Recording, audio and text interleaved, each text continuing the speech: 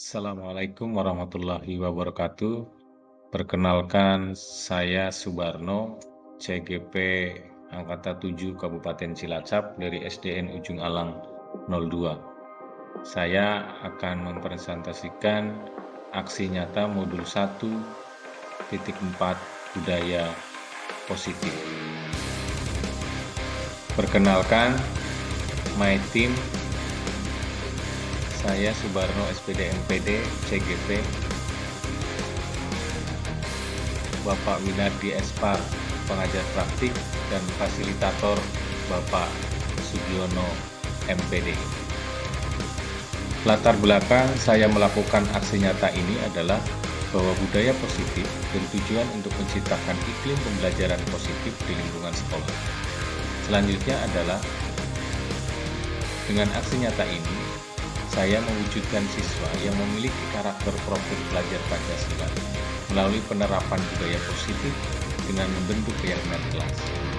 Yang ketiga adalah bahwa keyakinan kelas berisi nilai-nilai kebajikan universal dan dapat dilaksanakan di lingkungan sekolah.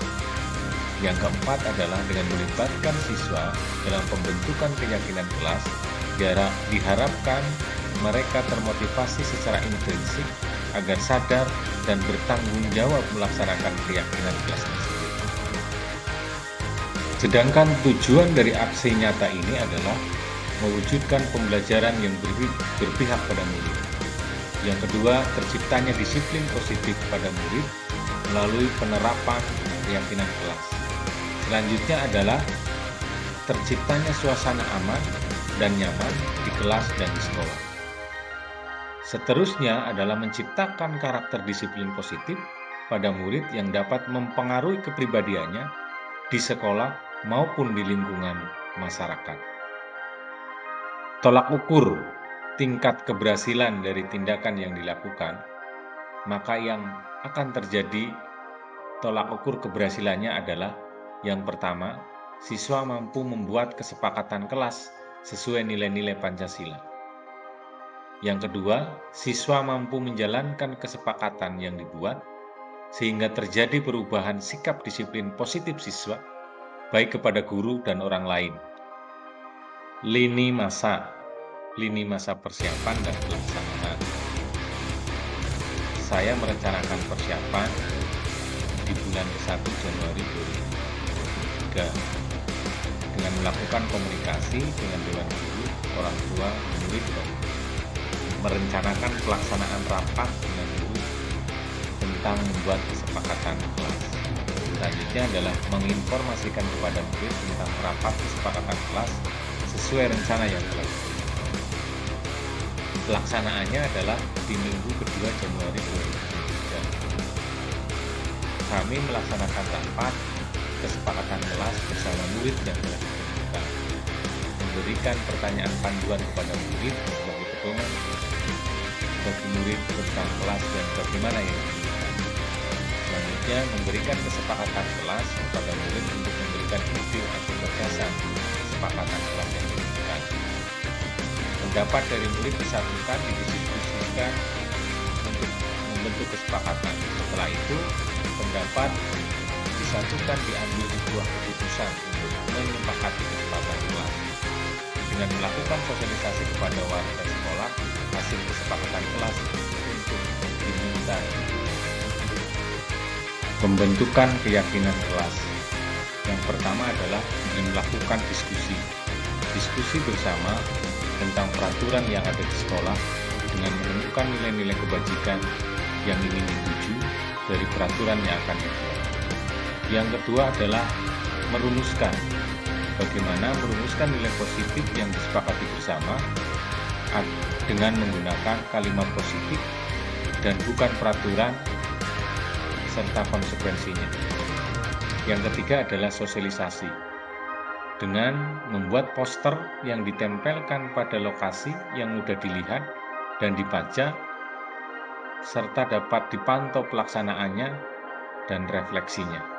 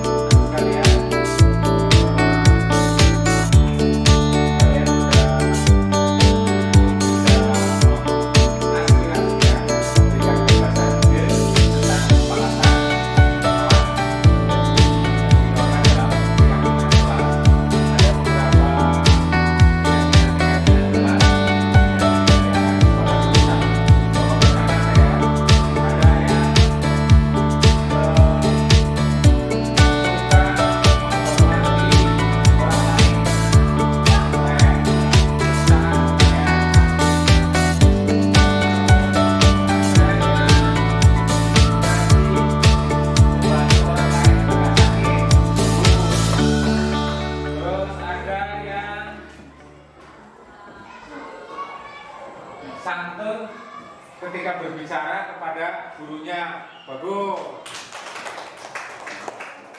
Ada juga anak-anak sekalian yang menulis gemar atau rajin mengucapkan salam ketika ketemu dengan gurunya, mungkin menghormati. Ada juga yang saya rajin piket di sekolah, pertahankan ya.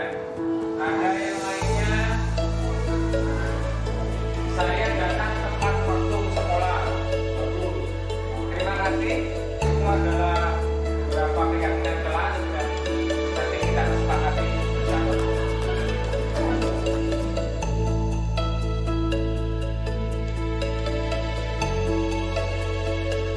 Pembelajaran yang didapatkan setelah pelaksanaan kegiatan ini terdiri dari 2 faktor pendukung atau keberhasilan, dan yang kedua adalah faktor penghambat atau kendala. Faktor pendukungnya adalah dukungan dari kepala sekolah dan rekan guru. Yang kedua, ide dan gagasan murid dapat tersalurkan. Sedangkan faktor penghambat atau kendala adalah yang pertama, perbedaan karakter murid yang beragam. Yang kedua, dibutuhkan pembiasaan, keteladanan, dan konsisten serta kedisiplinan dari seluruh warga sekolah dalam pelaksanaan maupun refleksi serta evaluasi secara terus-menerus terhadap proses pelaksanaan budaya positif di sekolah. Sedangkan rencana perbaikan untuk pelaksanaan di masa datang yaitu 1. Melakukan persiapan yang terencana dan terukur. 2. Mengagendakan sosialisasi budaya positif yang terus-menerus kepada warga sekolah sesuai kapasitas calon guru muda. Yang ketiga, memaksimalkan komunikasi, kolaborasi, kerjasama dengan seluruh pemangku kepentingan sekolah. Yang keempat adalah menerima aspirasi dari murid dan rekan sejawat dalam segala hal demi perbaikan di masa yang akan datang. Sedangkan dukungan yang dibutuhkan agar penerapan budaya positif dapat berjalan dengan baik, yang pertama adalah di lingkungan sekolah, karena sekolah adalah sebagai pengembang berbagai potensi yang dimiliki siswa dengan program yang terukur dan terencana. Yang kedua adalah dukungan dari keluarga, karena keluarga adalah tempat pertama murid menerima pendidikan yang menjadi dasar pendidikan karakter murid. Yang ketiga adalah masyarakat, karena di lingkungan masyarakat adalah tempat mengeksplorasi dan eksistensi kemandirian sesuai potensi murid dan mengaplikasinya dalam kehidupan sehari-hari. Setelah membentuk keyakinan kelas, langkah berikutnya yang saya lakukan adalah melakukan diseminasi atau pengimbasan modul 1.4 budaya positif kepada rekan sejawat di sekolah tempat saya mengajar.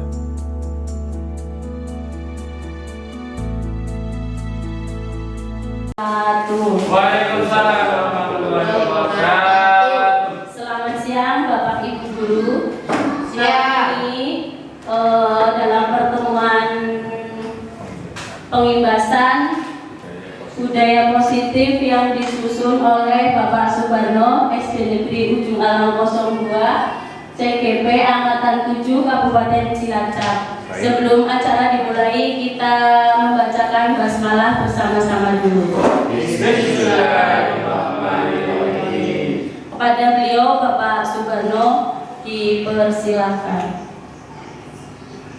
Terima kasih kepada pembawa acara. Baik Bapak Ibu sekalian, perkenalkan pada kesempatan kali ini saya CGP Angkatan 7 Kabupaten Cilacap dari SD Ujung Alang 02 akan mengimbaskan modul 1.4 budaya positif di sekolah. Bapak Ibu sekalian yang saya hormati, pada kesempatan kali ini dalam suasana yang mungkin Bapak Ibu sekalian sudah melakukan rutinitas sebagai guru tiap pagi. Pada siang hari ini saya meminta waktunya sejenak untuk saya dalam pengimbasan budaya positif.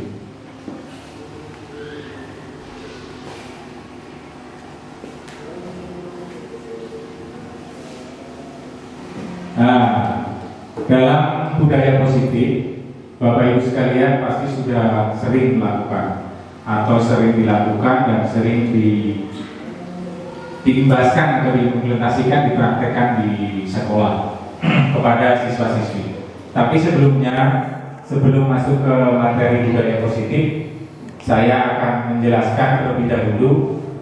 Yang pertama adalah bagaimana kebutuhan dasar manusia dan dunia yang berkualitas. Apa itu kebutuhan dasar yang paling dibutuhkan oleh manusia, terutama juga oleh siswanya? Lanjut, Pak. Nah, apa itu kebutuhan dasar? Kebutuhan dasar adalah bagaimana seseorang untuk mendapatkan apa yang diinginkan, untuk memenuhi satu atau lebih dari kebutuhan dasar. Itu yang disampaikan oleh Dr. William Glasser. Jadi kebutuhan kita yang kita pahami itu bukan hanya 3, sandang, papan, dan pangan. Ada 5 menurut Dr. William Glasser. Kelima itu adalah yang pertama. Yang pertama, nah sebagai ilustrasi tadi. Yang ilustrasi sebelum masuk ke, nah, Mas, ke atas lagi, Pak.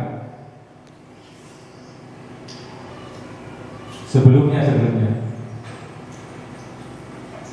Nah, sebagai ilustrasi, sebelum mengetahui kebutuhan dasar, 5 kebutuhan dasar menurut William Glasser, dicontohkan, ini bisa menjadi dipraktekkan, nanti Bapak Ibu sekalian bisa memahami ketika anak punya karakter yang macam-macam, yang rupa-rupa atau yang beraneka ragam.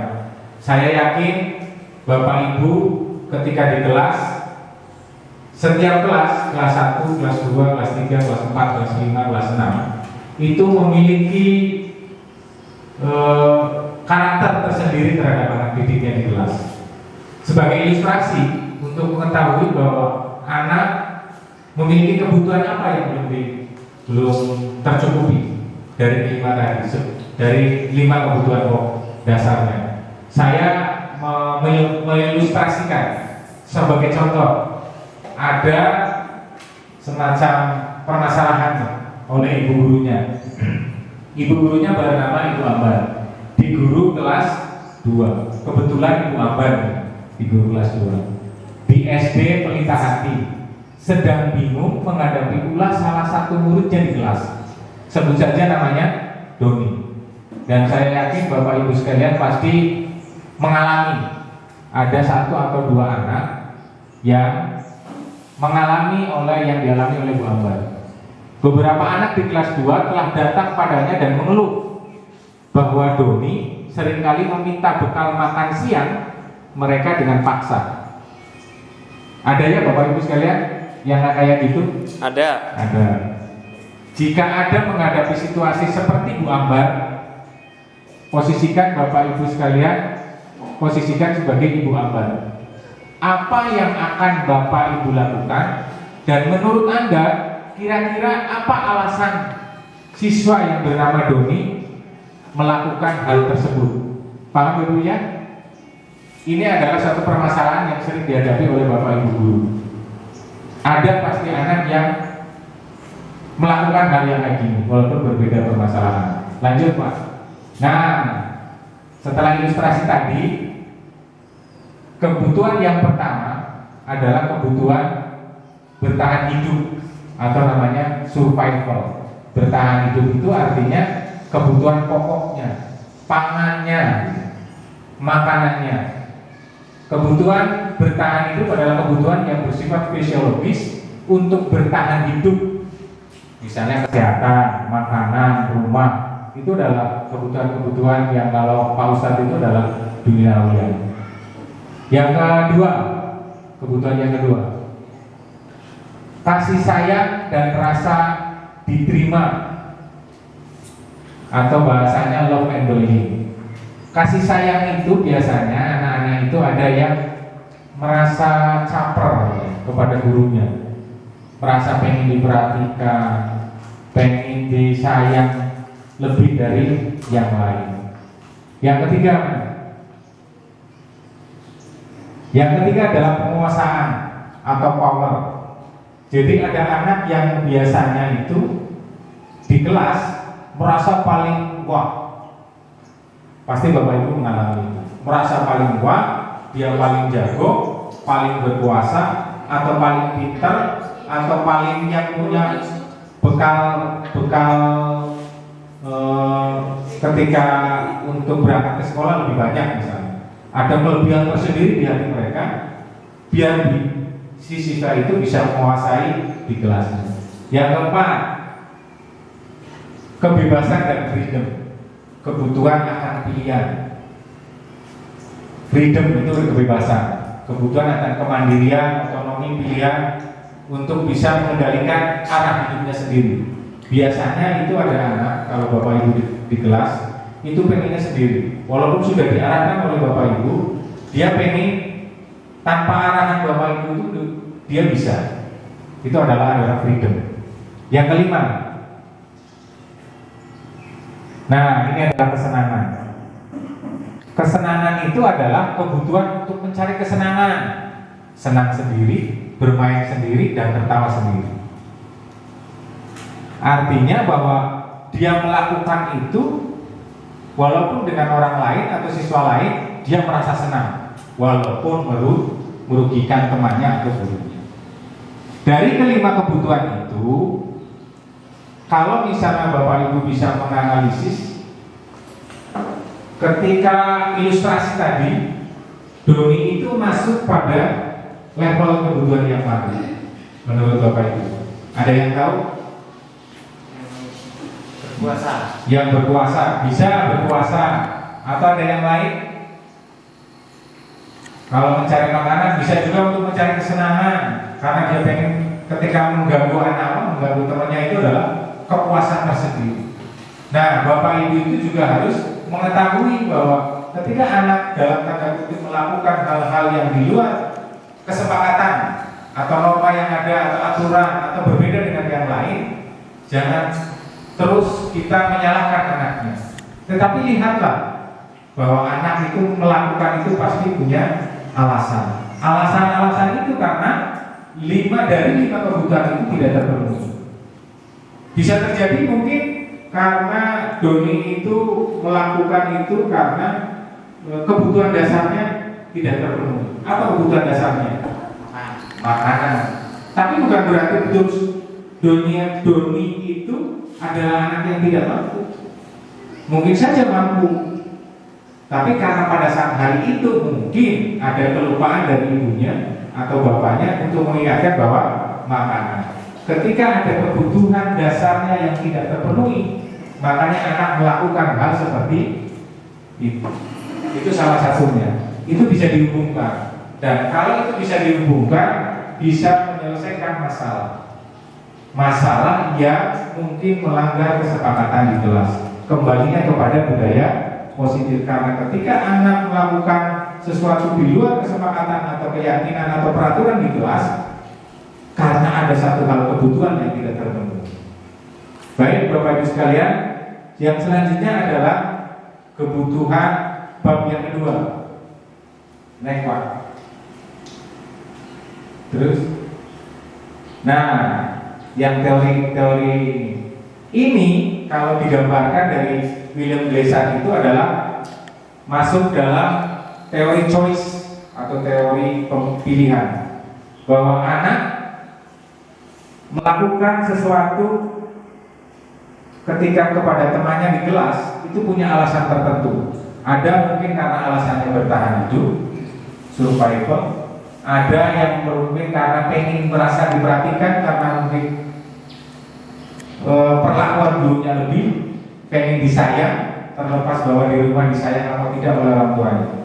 Ada juga karena pengen dia menunjukkan bahwa saya itu berkuasa, jelas alasannya. Atau mungkin juga karena kebebasan, saya pengen bebas.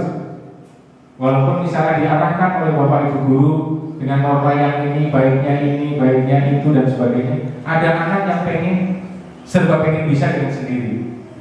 Jadi ketika diarahkan dia tidak mau dengan caranya sendiri. Yang kelima adalah kesenangan fun. Jadi ketika dia melakukan misalnya kalau di kita itu jahit kepada temannya, mungkin suka bergurau tapi kelewatan. Tapi sebenarnya bukan masalah berguraunya, karena dia pengen ada kesenangan di hatinya. Agar kebutuhan kesenangan ketika mengganggu mengganggu temannya itu adalah kepuasan. Itu juga kesenangan. Nah, ini berkaitan dengan budaya positif yang akan saya jelaskan. Artinya bahwa ketika budaya positif tidak terimplementasi di sekolah atau di kelas, kita harus flashback ke belakang dari 5 kebutuhan dasar siswa. Apa yang mereka lakukan, kenapa mereka lakukan, alasan apa yang mereka lakukan, dan itu bisa diobservasi oleh Bapak Ibu sekalian. Selanjutnya untuk yang bab yang kedua,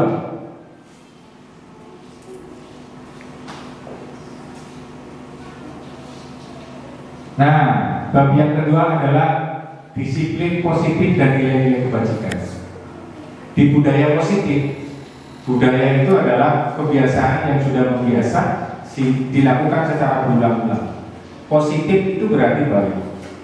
Jadi budaya positif itu identik dengan disiplin positif. Karena kalau misalnya kita mendengarkan dengan kata disiplin, itu biasanya ada norma kepatuhan, ketaatan, tunduk terhadap aturan ataupun perintah, dan nilai-nilai kebajikan. Kita bisa mengingat-ingat bahwa disiplin itu sesuai dengan prinsip leadership yang disampaikan oleh Stephen R. Covey, bahwa bila kita ingin membuat kemajuan perlahan, sedikit-sedikit ubahlah sikap atau perilaku Anda.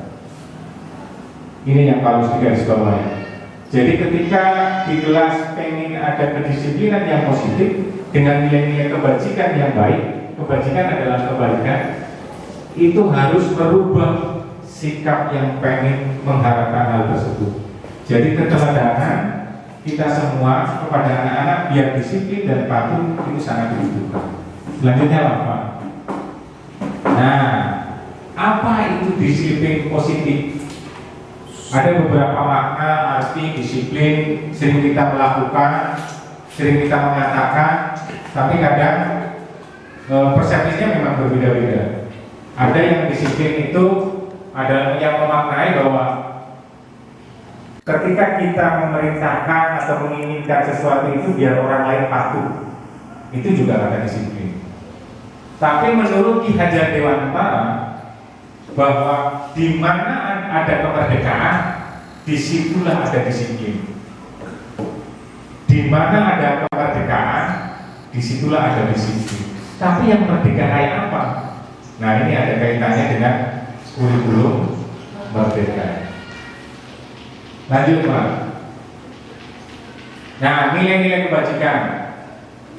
Disiplin positif kaitannya dengan belajar, ada yang mengawarnai adalah belajar untuk mengontrol diri. Disiplin positif itu kan dari diri kita. Bagaimana kita untuk bisa mendisiplinkan anak kalau diri kita belum positif. Jadi kita juga belajar mengajarkan kepada siswa kita agar dapat mencapai suatu tujuan yang mulia. Tujuan mulianya apa? Adalah nilai-nilai kebajikan.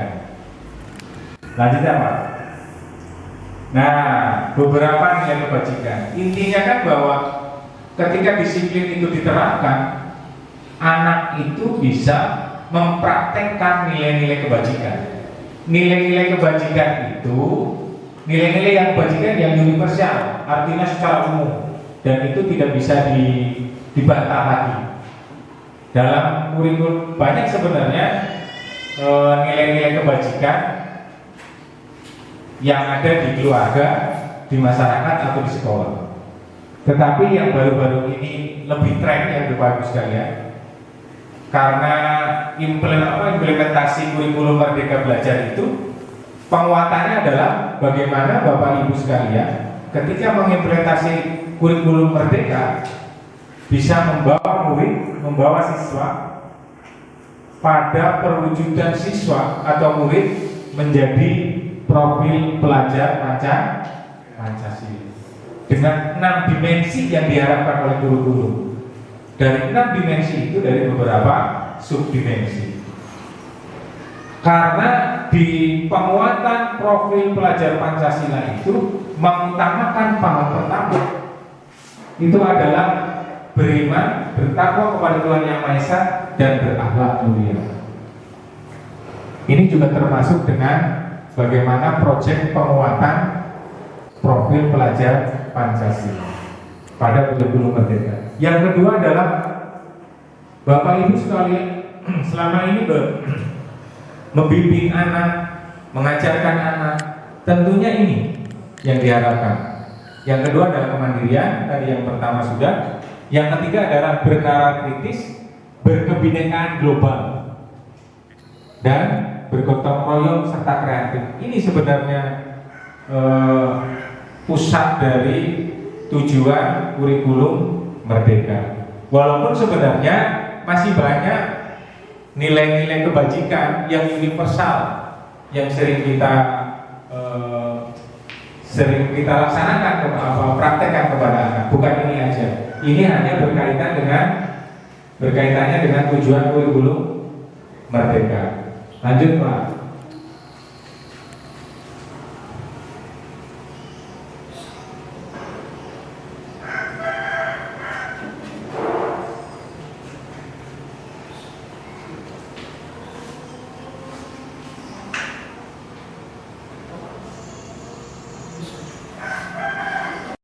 Di samping tadi adalah contoh nilai kebajikan profil pelajar Pancasila, ada contoh lagi nilai kebajikan dengan 9 pilar karakter dari Indonesia Heritage Foundation (IHF).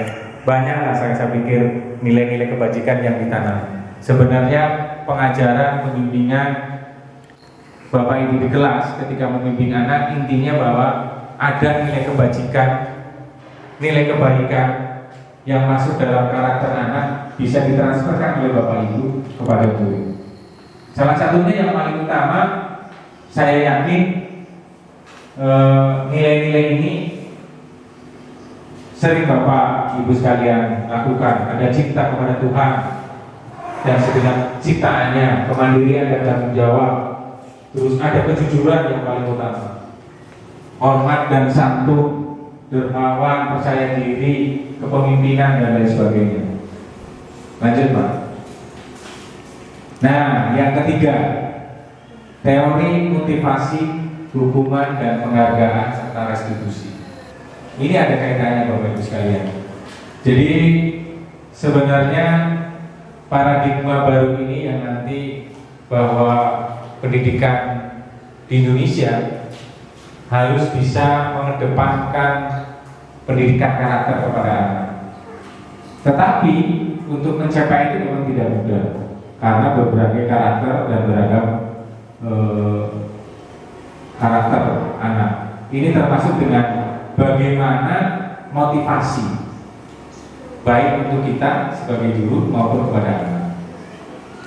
Ada mungkin Bapak Ibu sekalian akan berbeda pemahamannya ketika apa itu hukuman, apa itu penghargaan, apa itu konsekuensi. Jadi itu nanti bisa dibedakan.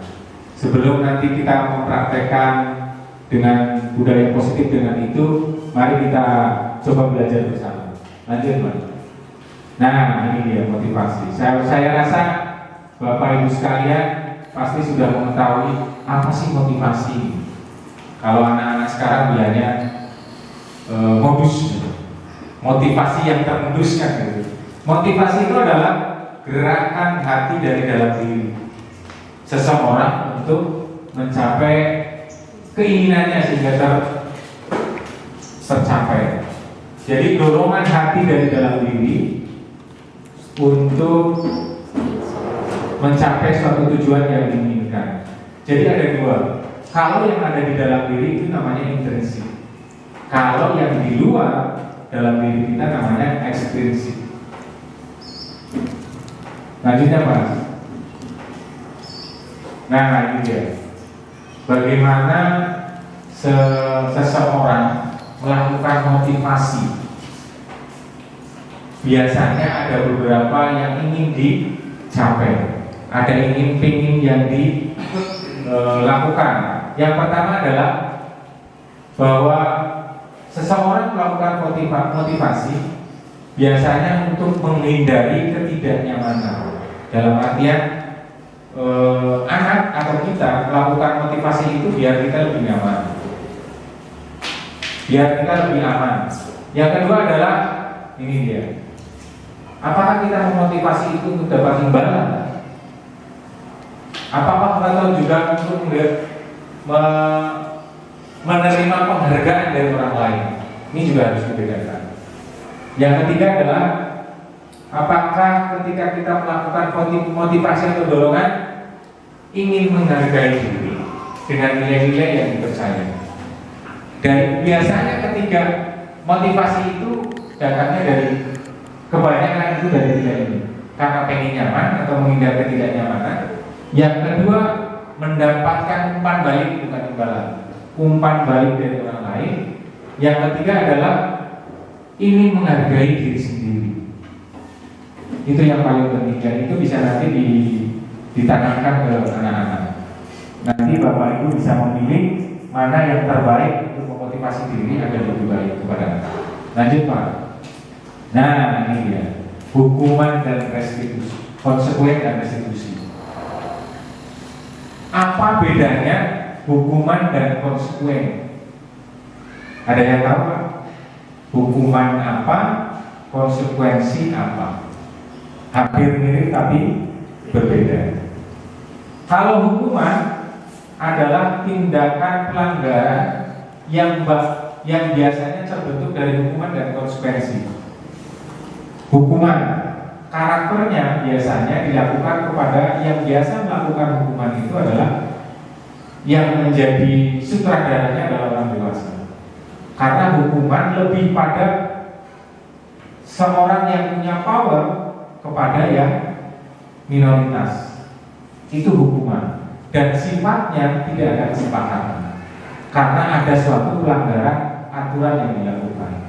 Sedangkan konsekuensi itu biasanya masih mirip lah semacam hukuman, tapi tidak. Kalau konsekuensi biasanya sudah ada kesepakatan. Misalnya di kelas 5 sudah ada kesepakatan tidak boleh coret-coret tembok, tapi masih ada siswa yang melakukan coret-coret tembok. Walaupun itu hukuman, itu adalah masuk dalam konsekuensi. Kalau hukuman cenderung tidak ada kesepakatan, tetapi si siswa melanggar aturan. Yang selanjutnya adalah restitusi. Nah ini dia, bahasa restitusi. Jadi paradigma baru itu bahwa guru yang positif dengan disiplin positifnya, kita sebagai guru itu harus mampu melakukan restitusi. Karena restitusi adalah proses menciptakan kondisi bagi siswa untuk memperbaiki kesalahan. Ini yang harus digarisbawahi. Proses menciptakan kondisi siswa untuk memperbaiki kesalahan, bukan untuk merasa anak di-justice untuk menjadi lebih salah. Karena dengan restitusi, si anak bisa kembali ke kelompoknya dengan karakter yang lebih kuat dan diterima di kelompoknya sebagai bagian dari kelompok yang lebih baik. Lanjut Pak. Nah, karena apa? Restitusi itu, ini dia. Kenapa alasannya restitusi itu adalah suatu yang lebih baik?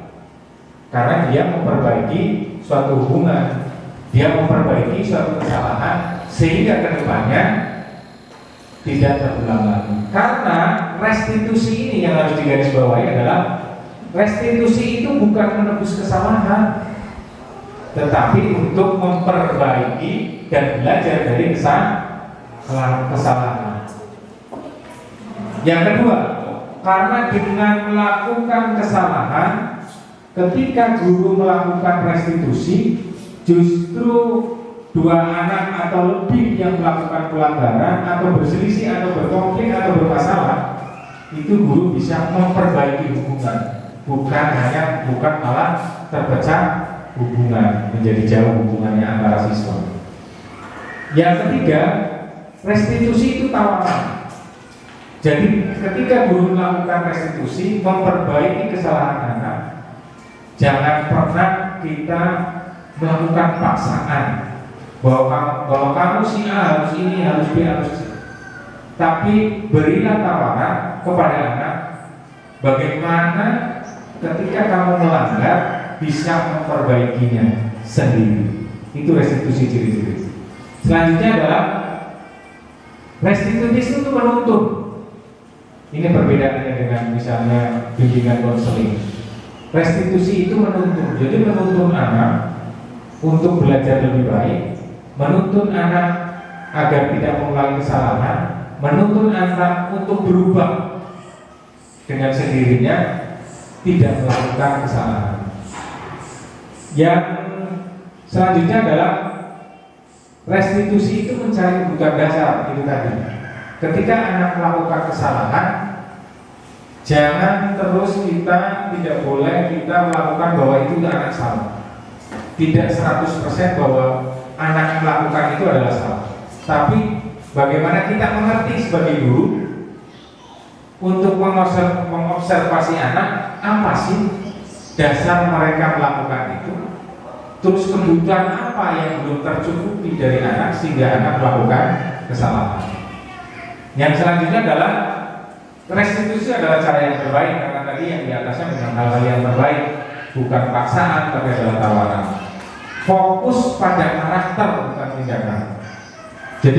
Jadi kita ketika anak melakukan pelanggaran, bukan tindakannya yang harus dibahas terus, tapi bagaimana siswa itu bisa berubah karakternya untuk menjadi lebih baik. Yang kedua adalah restitusi menguatkan solusi dan mengembalikan murid berbuat salah kembali ke kelompoknya dengan lebih baik. Lanjut Pak. Nah ini dia bagaimana cara kita melakukan restitusi, biar restitusi yang kita lakukan itu berjalan dengan baik. Karena restitusi adalah menuntun, restitusi adalah tawaran, restitusi adalah memperbaiki hubungan.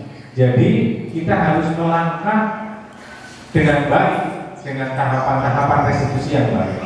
Yang pertama adalah dengan cara menstabilkan identitas. Jadi ketika anak melakukan salah, terus dipanggil, misalnya di kelas 3 ada yang salah, dipanggil oleh Pak Durimanto. Ketika dipanggil, ya harus langsung disalahkan. Ditanya, misalnya Pak Durimanto menemukan kesalahan, ditanya, pernahkah kamu melakukan, bagaimana, kapan kamu melakukan, itu adalah cara menstabilkan identitas. Yang kedua adalah memvalidasi tindakan. Memvalidasi tindakan itu adalah ketika Pak Durimanto mengerti bahwa anak itu melakukan kesalahan. Ketika anak itu melakukan kesalahan, apakah itu sesuai dengan aturan kelas, peraturan kelas, norma-norma keluarga, sekolah maupun masyarakat. Itu adalah memvalidasi tindakan. Yang ketiga adalah menanyakan keyakinan. Ketika bahwa anak melakukan kesalahan, kita sebagai guru wajib menanyakan keyakinan.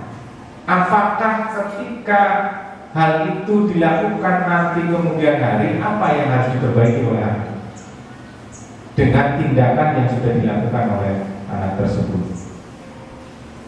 Ini lebih terkenal teorinya adalah segitiga restitusi. Jadi nanti dengan paradigma baru, kurikulum baru, kita semua Bapak Ibu sekalian harus bisa melaksanakan segitiga restitusi kepada anak, terutama adalah anak yang melakukan kesalahan. Lanjut Pak. Nah, keyakinan kelas yang keempat. Keyakinan kelas itu lebih mirip dengan peraturan kelas. Keyakinan kelas, terus apa bedanya keyakinan kelas dengan peraturan kelas? Kalau di budaya positif yang saya terima di modul ini, dan termasuknya ini adalah modul yang paling panjang.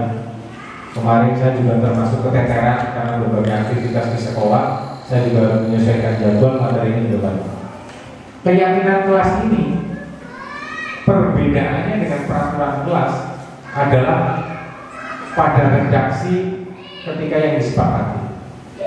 Keyakinan kelas itu biasanya cenderung menampung ide dan saran dari anak, aspirasi dari anak, dan itu menjadi kesepakatan kelas. Kalau peraturan biasanya hanya instruksi, mungkin bisa karena satu arah langsung diterapkan. Dan keyakinan kelas itu berbedanya di redaksi. Kalau misalnya ada peraturan jangan tidur di kelas, itu bisa kalau di keyakinan kelas itu bisa menggunakan tolong hormati orang lain. Kan bisa gurunya, bisa orang lain, bisa temannya. Atau mungkin ketika di kelas, kalau di peraturan kelas itu jangan berlari di dalam kelas. Kalau di keyakinan kelas bisa di redaksinya, di keyakinan kelas itu adalah hormati, hargai orang lain. Perbedaannya, dan itu nanti bisa dipraktekkan oleh Bapak Ibu sekalian, bagaimana cara membuat keyakinan kelas di setiap kelas masing-masing. Lanjut Pak. Nah, ini dia. Ini hanya untuk gambaran saja untuk bisa memahami Bapak Ibu sekalian mengapa keyakinan kelas, mengapa tidak peraturan kelas. Yang kedua, mengapa ada keyakinan kelas penting untuk terbentuknya suatu budaya positif.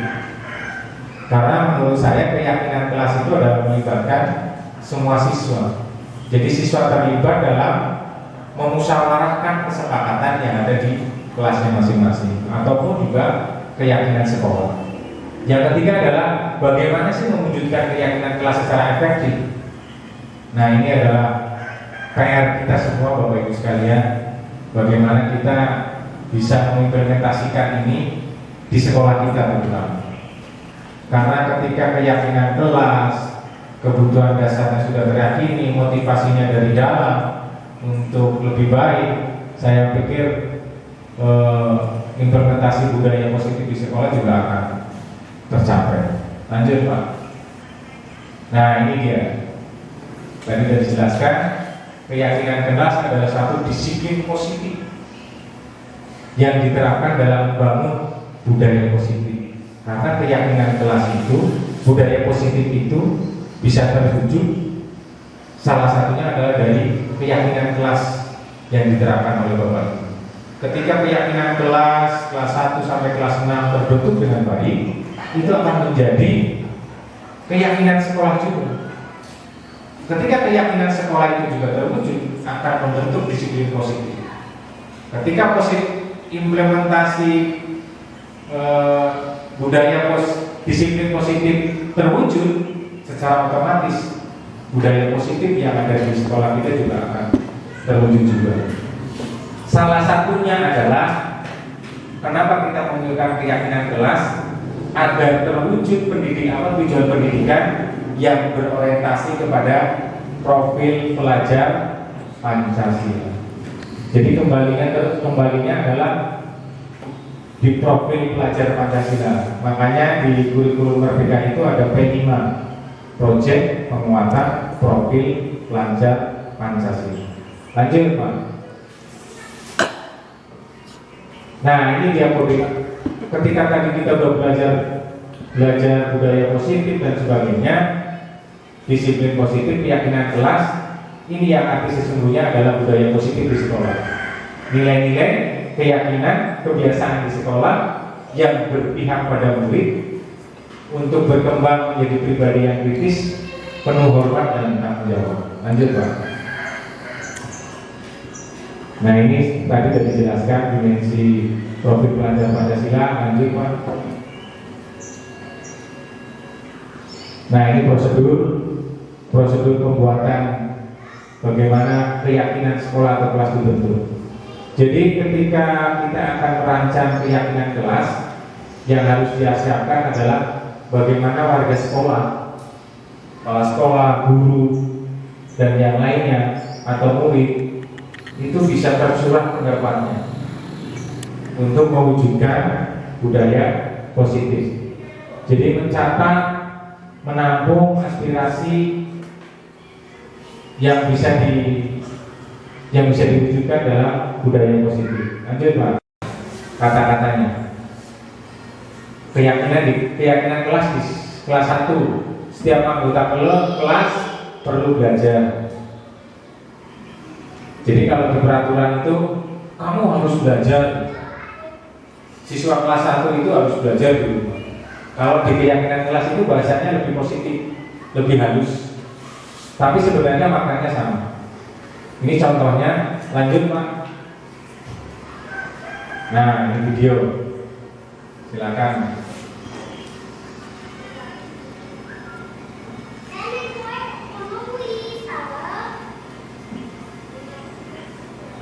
Nah, ini adalah yang pernah saya lakukan tentang penerapan segitiga restitusi.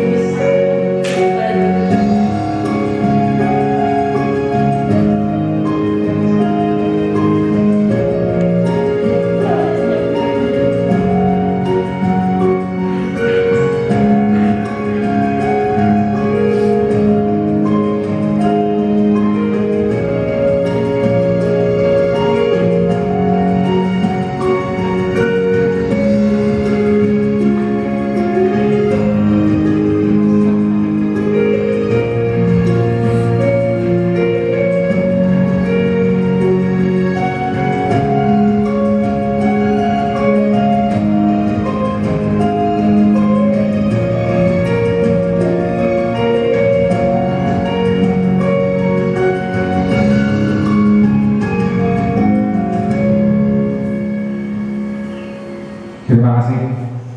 Itu yang pernah saya lakukan, walaupun hanya sekilas saja, tapi mudah-mudahan bisa berguna dan itu nanti bisa diterapkan di sekolah. Jadi memang penerapan restitusi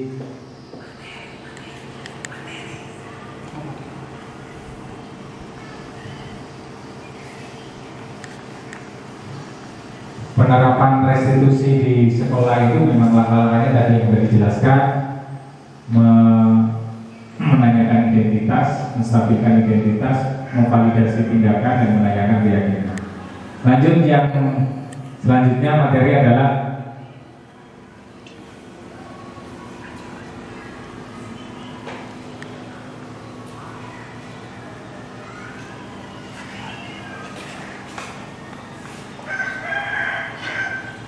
ini dia, restitusi dan 5 posisi kontrol.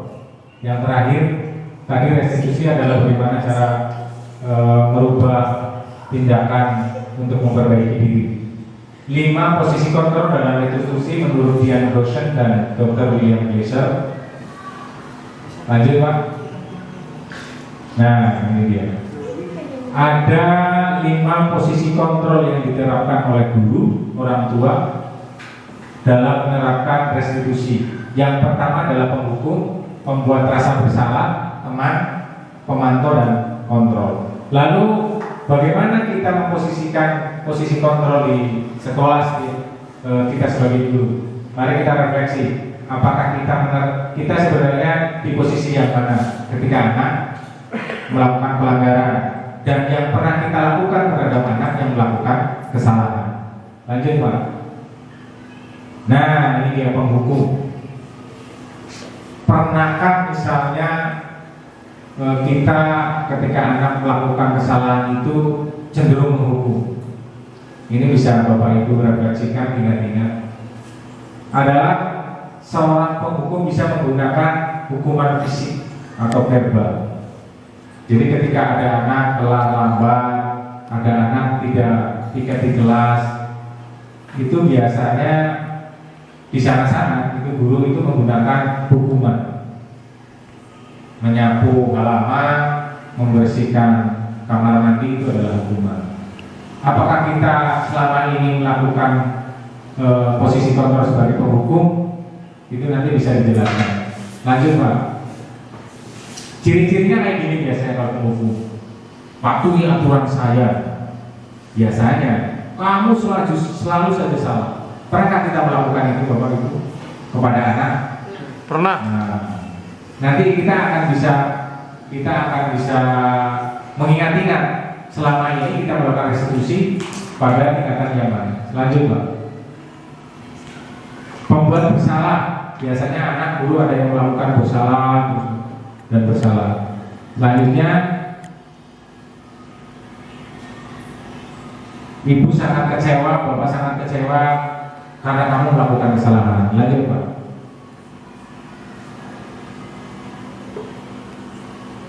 Yang ketiga adalah teman. Nah, kita kadang sering mungkin kita akan melakukan posisi kita sebagai teman. Karena mungkin anak sering melakukan kesalahan. Ketika kita posisinya sebagai teman, karena mungkin cara yang terbaik menurut kita, tapi padahal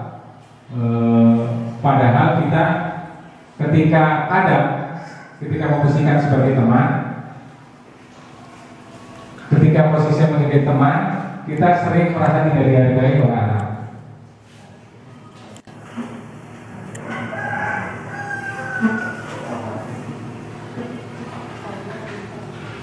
Nah, kadang kita akan sebagai posisi teman cenderung malah semalakama, umpan baliknya tidak. Lanjut, biasanya memakai ciri-ciri kayak gini.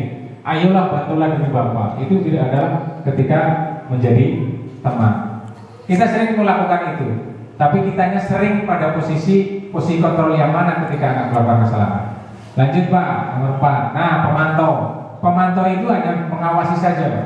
Ketika anak-anak itu melakukan kesalahan, memantau dan memberikan konsekuensinya kepada anak ketika melakukan kesalahan. Lanjut Pak.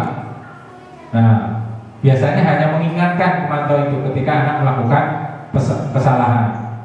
Ketika anak melakukan kesalahan, peraturannya kemarin apa, sanksinya apa, konsekuensinya apa. Itu biasanya guru melakukan sebagai pemantau. Yang terakhir, nah ini dia. Ini adalah posisi yang paling terbaik, manajer. Manajer itu adalah pemimpin. Bagaimana guru memposisikan anak mempertanggungjawabkan perilakunya sendiri. Di antara kelima itu biasanya bapak-bapak seringnya pada posisi mana Bu? Bapak Ibu? 1. Posisi 1. Mudah-mudahan kedepannya bisa diperbaiki dengan yang lebih baik untuk bisa melakukan restitusi dengan baik. Lanjut Pak. Terus ini ciri-cirinya yang kelima tadi, manajer.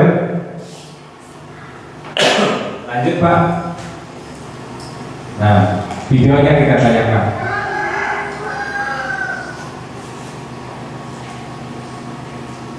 Ini adalah contoh ilustrasi penerapan 5 posisi kontrol.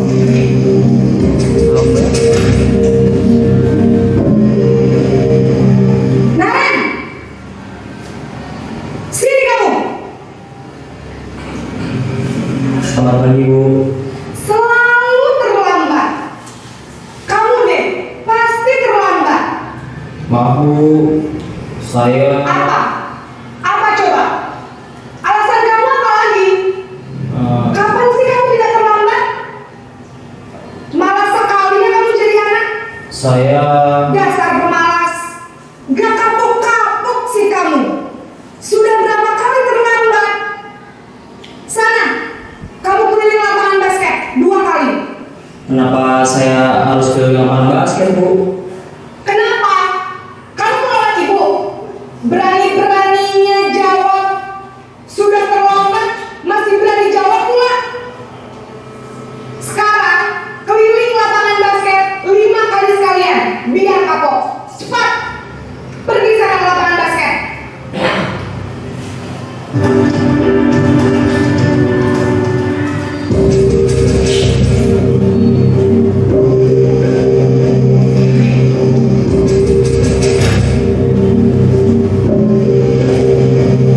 Naren!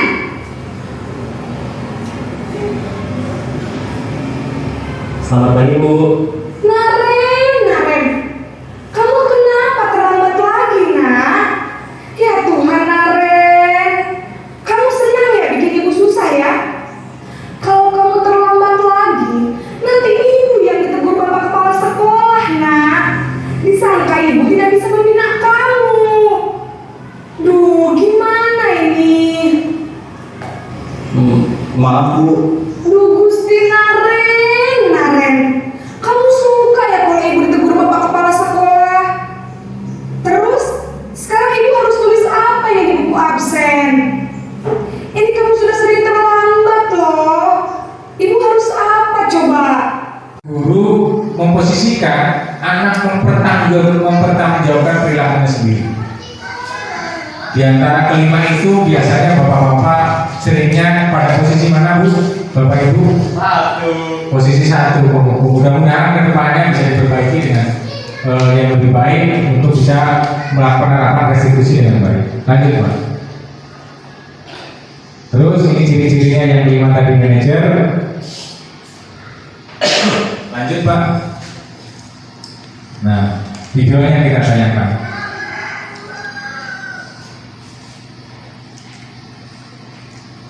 Ini adalah contoh ilustrasi penerapan 5 posisi kontrol.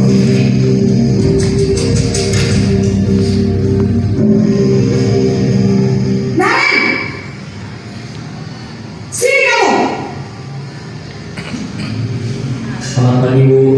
Selalu terlambat. Kamu deh, pasti terlambat. Maaf Bu, saya Apa? Apa coba? Alasan kamu apa lagi? Kapan sih kamu tidak terlambat? Malas sekali kamu jadi anak. saya Dasar pemalas. Gak kapok-kapok sih kamu. Sudah berapa kali terlambat? Sana, kamu keliling lapangan basket 2 kali. kenapa saya harus ke lapangan basket Bu? Sekarang, keliling lapangan basket 5 kali sekalian. Biar kapok. Cepat. Pergi sana ke lapangan basket.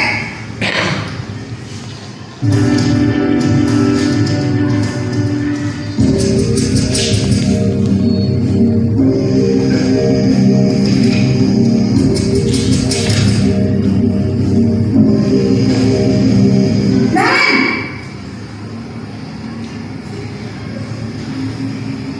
Selamat pagi Bu. Naren, kamu kenapa terlambat lagi, nak? Ya Tuhan, Naren, kamu senang ya bikin ibu susah ya? Kalau kamu terlambat lagi, nanti ibu yang ditegur bapak kepala sekolah, nak. Disangka ibu tidak bisa membina kamu. Duh, gimana ini? Maaf Bu, Duh, Gusti Naren, kamu suka ya kalau ibu ditegur bapak kepala sekolah? Terus, sekarang ibu harus tulis apa yang di buku absen? Ini kamu sudah sering terlambat loh.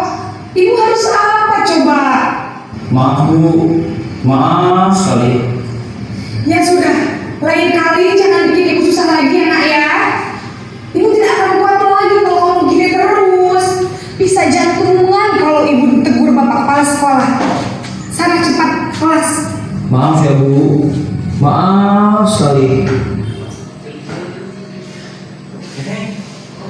Posisi pembuat rasa bersalah berbicara dengan nada tenang.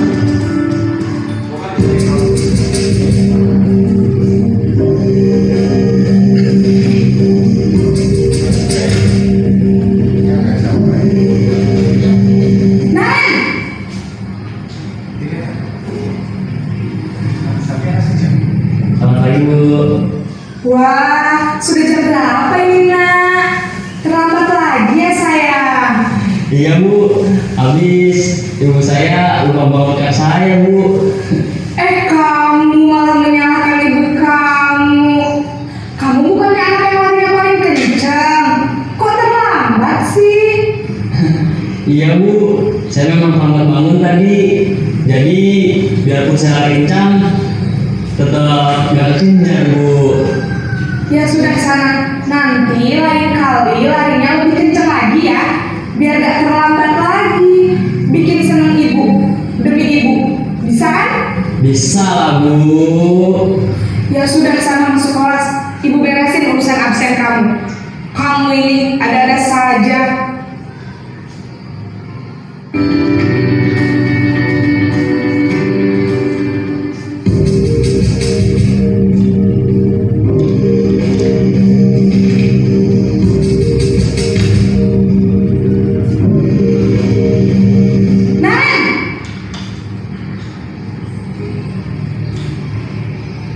Selamat pagi Bu.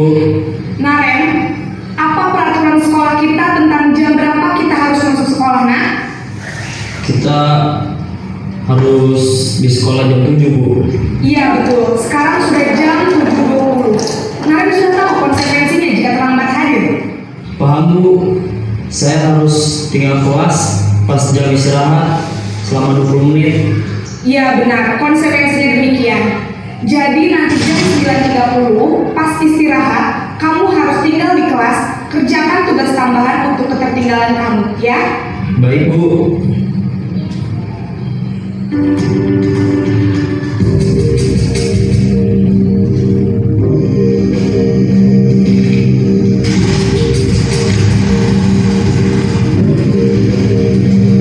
Naren!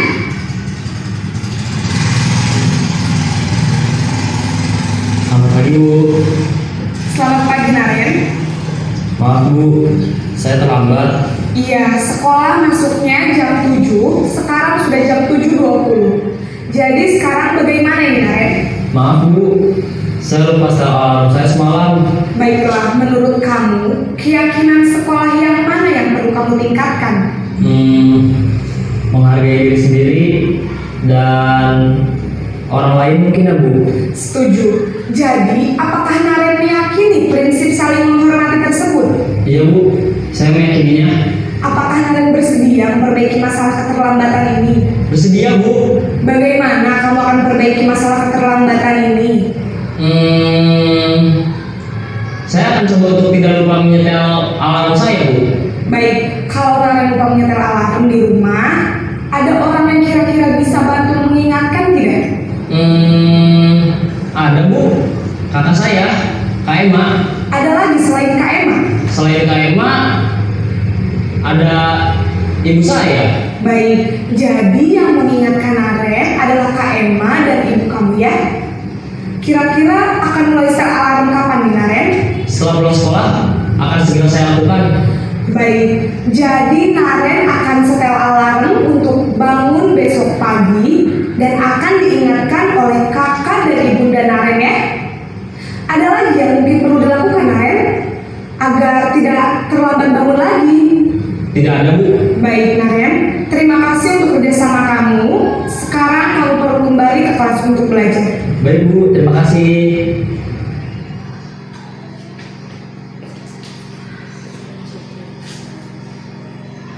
Demikian Bapak Ibu sekalian, itu tadi adalah ilustrasi atau contoh bagaimana kita sebagai guru harus bisa menempatkan dari beberapa 5 posisi kontrol ketika anak melakukan kesalahan. Menurut yang pernah Bapak Ibu alami, kira-kira Bapak Ibu itu seringnya pada posisi kontrol yang mana? Pak Tur, silakan.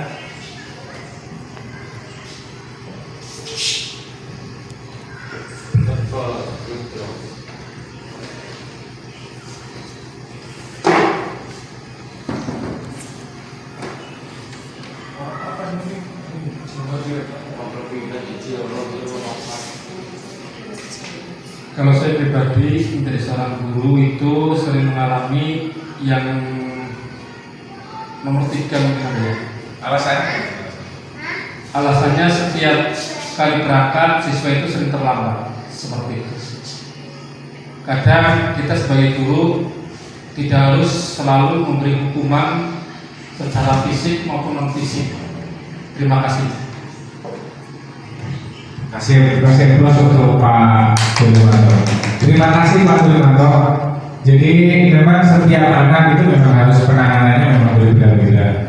Saya yakin Bapak Ibu sekalian lebih tahu bagaimana karakter anak di kelas Bapak Ibu sekalian. Kalau tadi Pak Sulimanto mengatakan nomor 3 berarti yang teman ya, Iya. Ya, karena memang itu juga kadang teman itu ketika kita memposisikan sebagai teman itu juga lebih baik. Tetapi juga yang intinya adalah anak bisa memperbaiki kesalahannya. Terima kasih Pak Sulimanto. Demikian Bapak Ibu sekalian yang bisa saya sampaikan pada pengimbasan budaya positif. Mudah-mudahan bermanfaat. Terima kasih atas perhatiannya. Mohon maaf atas segala kekurangannya. Mari kita tutup acara ini dengan bacaan hamdalah bersama-sama. Alhamdulillah. Wabillahi taufiq wal hidayah. Assalamualaikum warahmatullahi wabarakatuh. Waalaikumsalam.